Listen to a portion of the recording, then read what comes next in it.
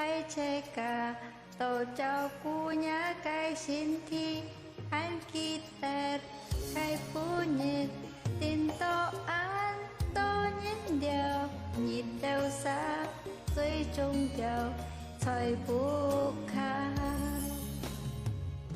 hình nhiều anh to anh thôi có ai chơi cán phong mô hồ trơn nhịp kỳ phà nhịp sen nhiên nhịp sen chín nhịp buổi chiều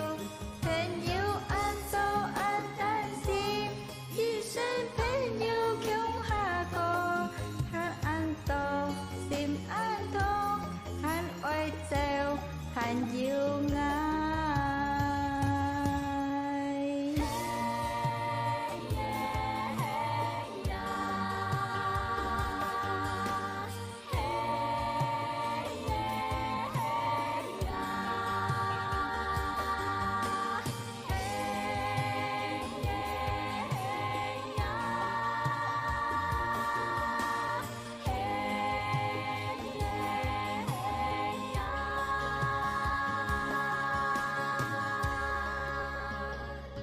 đi kia nhìn anh to nhìn tin to liao corona ngày khi mong thay che cả tổ cho cu nhá cái xin thi anh kỳ tết cái phu nhiệt tin to anh to nhìn điều nhịp đều xa dưới trung giàu thời vô khá hình như anh to anh chơi to ai chơi cán phong mô hồ trơn nhìn kỳ bà nhìn sen nhiên nhìn sen chín nhìn buổi chiều hình như anh to anh tan sim nhìn sen thấy nhiều kiểu hà cô hắn ăn sò hắn sim ăn thông hắn oai treo hắn yêu ngài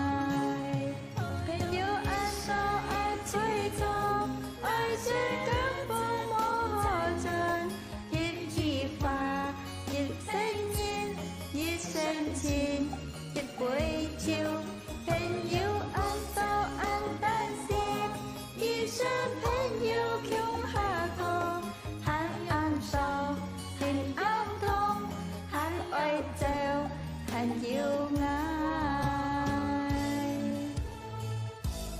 hình như anh sao anh chơi to ai chơi cán phong mô hồ trơn nhìn kỳ phà nhìn sen nhiên nhìn sen chín nhìn buổi chiều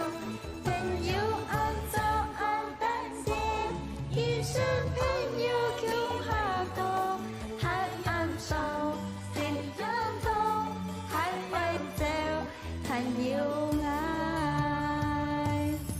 như kỳ phà như sen nhiên như sen chín nhìn buổi chiều